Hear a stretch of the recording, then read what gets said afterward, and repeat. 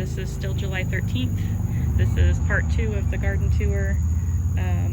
Part 1 was the front and side yards, cottage garden, etc. Now we're in the backyard. So in the... it's sunny. Let's get over here. We've got passion flower growing up this side, and we've got yellow coral honeysuckle on that side. It blooms in the spring. This blooms in the summer, and as much fun as it would be to have both of them blooming at once, it's kind of nice to have blooms all the time. So, yeah. The fairy garden is exploding, as it does every year, because every year we think that's not enough plants, we need to have more plants. And every year it's too many plants. Plus there's some weeds in there I need to take care of. Let's see, we'll start at the back. I need to thin out some of those spiderworts because that purple fountain grass is not getting enough air or sun or space. This came back from the roots. It's supposed to be an annual. It's a salvia. It's supposed to be an annual salvia, but it came back, which was a nice surprise. But the grasshoppers are just killing, I mean, not killing it, but they're eating all of the flowers on all the salvias. And I don't know what to do. It's very frustrating. But this wasabi is doing really well, the coleus. These 3 zinnias. So this is the second year we've done this, and always the white one outperforms the yellow one and the orange one. So I think what I want to do is this year I put a cup flower back there because I didn't realize that, I don't know why, but I didn't remember that the wasabi gets as big as it does. So what I want to do is I want to put a white zinnia back there. It'll look really pretty with that, with the darker stuff back there. And then put the cup flower over here, match it with the orange and yellow zinnias. I think that purple will look really nice to cool off the yellow and the orange. And they'll be more the same size and vigorousness. This is a good year for verbena. Got quite a lot of verbena this year. So that's nice. This, I picked this up on a whim at the OSU plant sale. And it is so pretty. I don't even like pink, but it's just stunning. So I think it's an annual. We may try overwintering it, see what happens, because and maybe plant it further back, because it was only supposed to get 2 feet tall, which I guess technically it's only 2 feet tall. It's about knee height, which I think is 2.5 maybe. I need to remember how tall my knee is, but I think it needs to go further back. And of course we need to kill that. And I need to pull out all these spiderworts because they're about to take over the bed again. Ellen likes them in the spring, but we don't like them when they take over, so we have to just keep on top of them. And that's a little Goldstrom Rudbeckia. This pot over here, this was supposed to be a diamond snow euphorbia, but it's growing like a diamond frost euphorbia. And it's taken over because there's a penta, I never can remember what the singular of pentas is. And the grasshoppers are eating this black patent leather coleus. So it's, I don't know, it's trying. Look who it is. I don't know your name, but you're very pretty. What do you think, Groucho? Oh, he didn't like that. Groucho's like, I was just trying to be friendly. Oh, and we've got, I forgot. We've got a clematis growing up the tree, and it's done really well. And then we did have this Bordeaux. We had that down there is another Bordeaux in another hanging basket that we had over here, but it was actually getting too much sun and not enough water, and it was not doing well. So we Ellen put it down there, and it's much happier. But we're gonna try and figure out a way to have both hanging baskets on this side of the tree maybe, or just have one hanging basket. I don't know. But surprise, surprise, you can have too much sun for a petunia.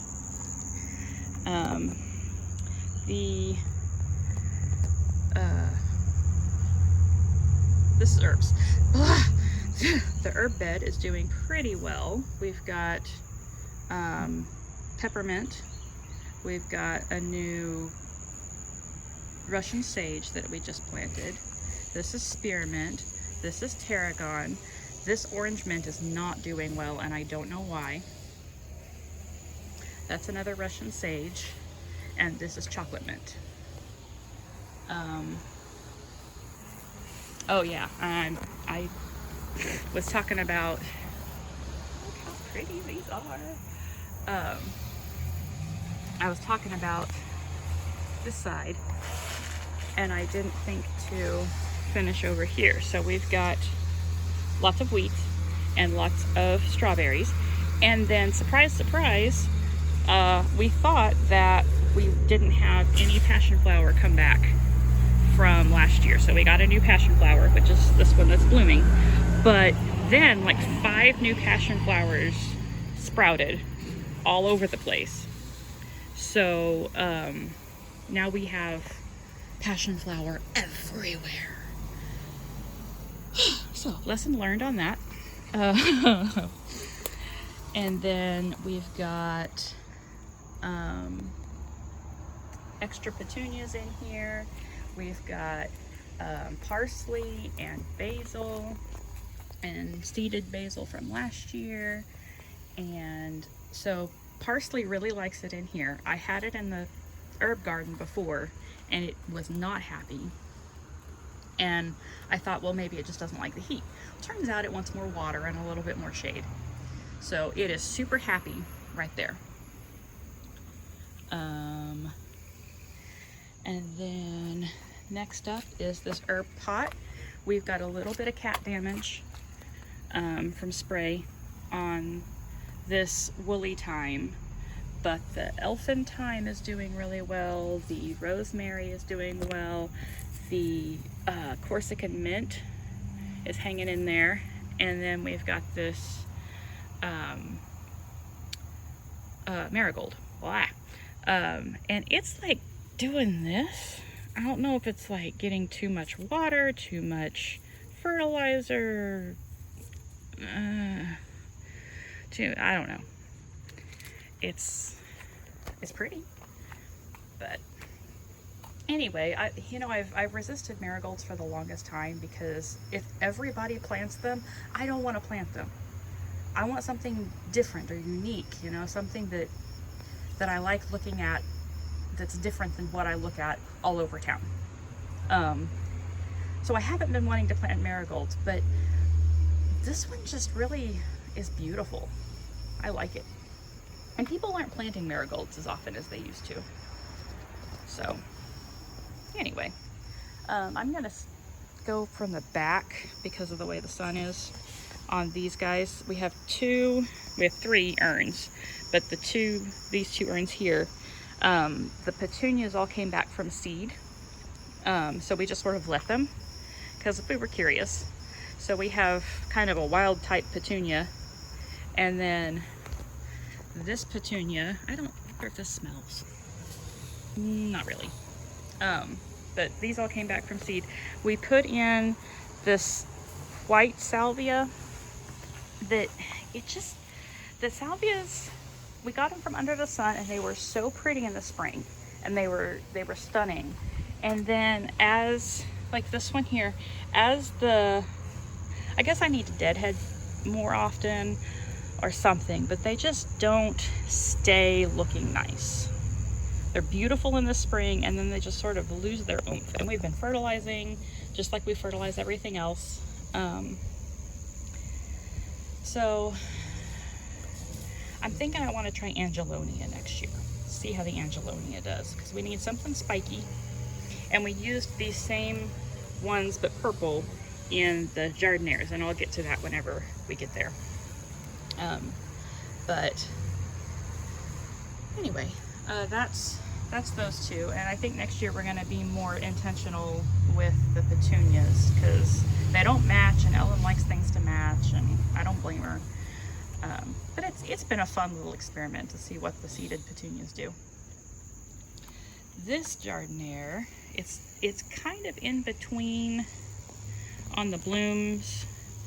You can tell that it used to have a ton of blooms. It was so stunning there for a while, and it's kind of cycling back out of bloom, which, you know, that's all right.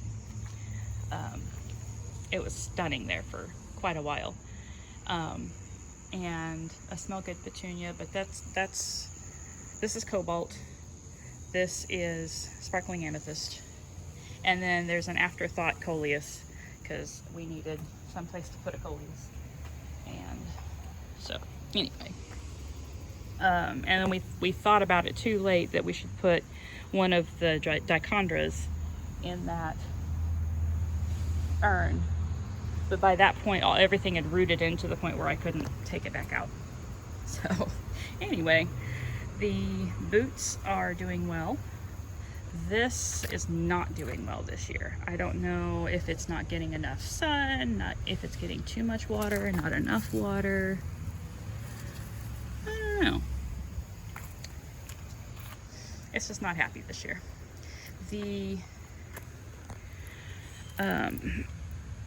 I don't know what to do with this. So this died. This is, there's a baby one.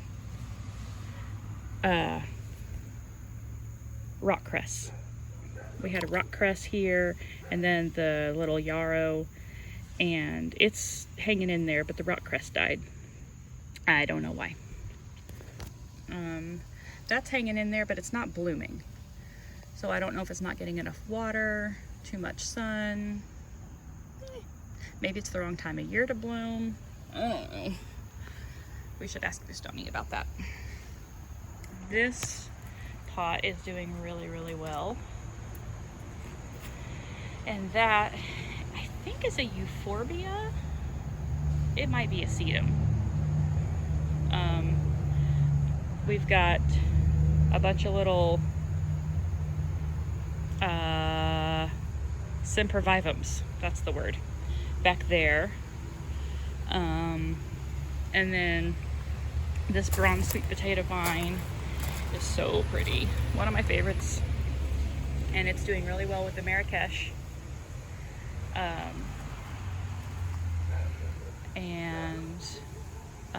While I'm up here, we've got, let me get back. You can kind of barely see right back there. We've got caladiums. They're very small, but we've got a coleus and 2 sweet potato vines here, and I love, love, love this combination. The dark and the green, so pretty, and they both have the smooth margins, which is both Ellen and my favorite. And then we've got this red one with the smooth margins here, and I'm loving the reds this year. I don't know why, but whatever. And then we've got this one with a caladium, coleus, sweet potato vine. These 2 pots are also some of our favorites. This one is really nice. The reds go together and everything, but this one, the oranges, just love it, love it, love it, love it. And then this thing, I picked this up on a whim at Under the Sun, and it is doing really, really well. I want to use it more next year, assuming Under the Sun carries them again. Here's some more sempervivums and a echeveria, I think. Anyway, the Gerber daisies are not blooming. They haven't bloomed all year except for like sporadically.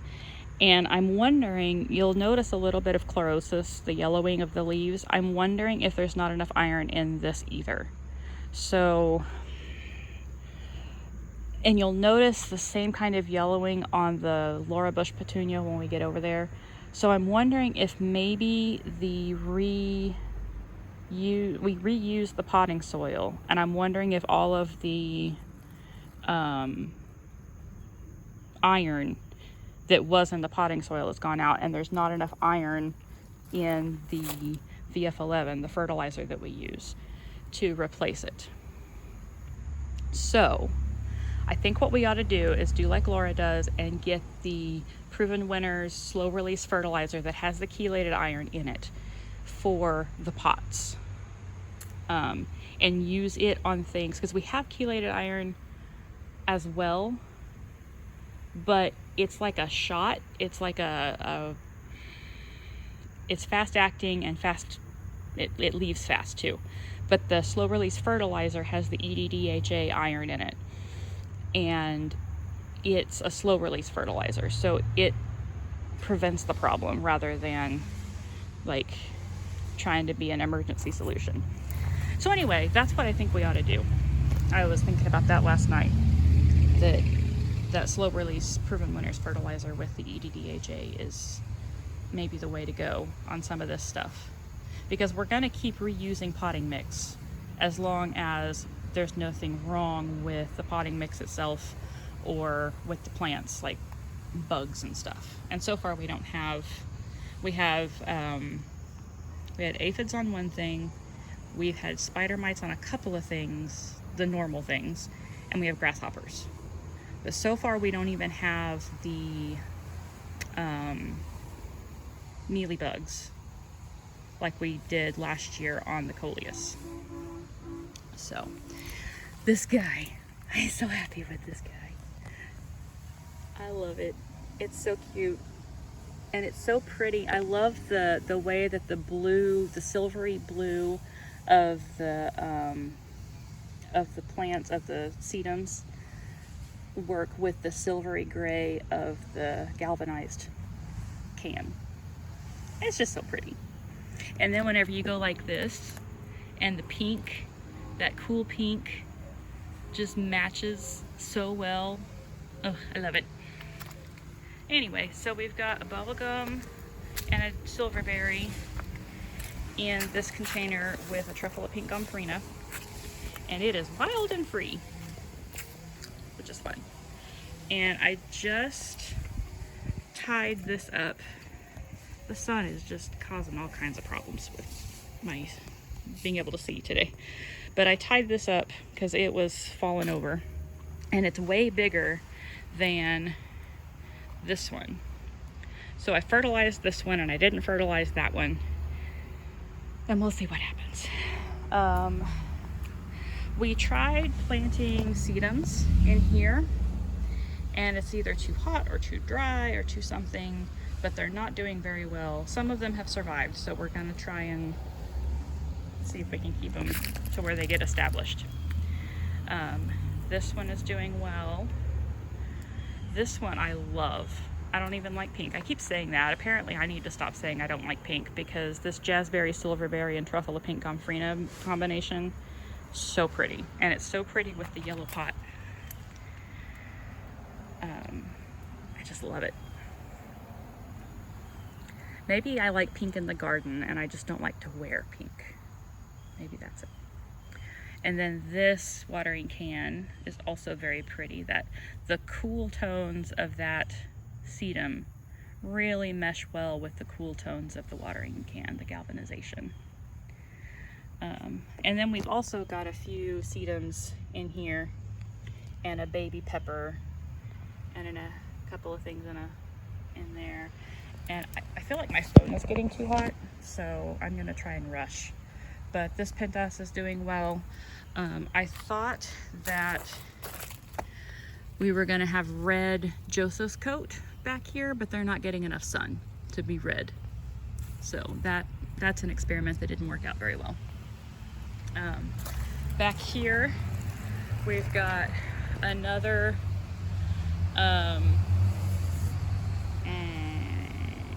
Russian sage. Next to it, we've got lavender. See, when I try to rush, I lose my words. We've got an echinacea, lamb's ear, echinacea somewhere back there-ish. And we've got a Chester. Are you a Chester garden or a Chester flower? And then we've got another lavender back there. This is a catmint. And then this is the one lantana that survived. I think it's planted too low.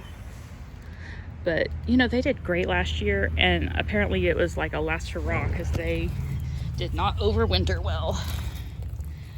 But anyway, here's a jazzberry and a blue veined and a tiara blue. And then this is a pepper. We always have to get the pepper, and we always have to get the